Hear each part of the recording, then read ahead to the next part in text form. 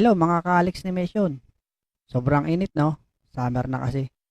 Sa ganitong season, uso na naman na pagpapatuli. Sino sa inyo ang natuli na gamit ang tradisyonal na pamamaraan? Ako po! Oops, bawal sa mga babae ang tuli. Kaya tara, pagkwentuhan natin kung paano kami tinuli sa pamamagitan ng pagpukpok. Ito ang mga ginagamit sa pagtutuli. Una, panlukaw. Pangalawa, baru-baruan. Pangatlo, dahon ng bayabas.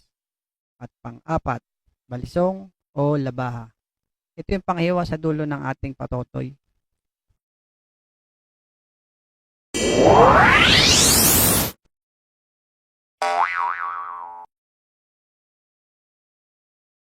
Lex, kamusta yung pet mo nung hinabol tayo ng aso?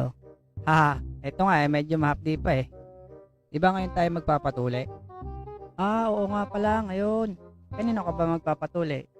Kay Mang Peter o kay Mang Tasyo?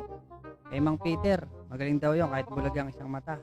Magaling din naman si Mang Tasyo kahit duling ang dalawang mata. Bogart, ano sila Mang Peter at Mang Tasyo? Tingnan mo Lex, mag-aasara na naman yung dalawang yan.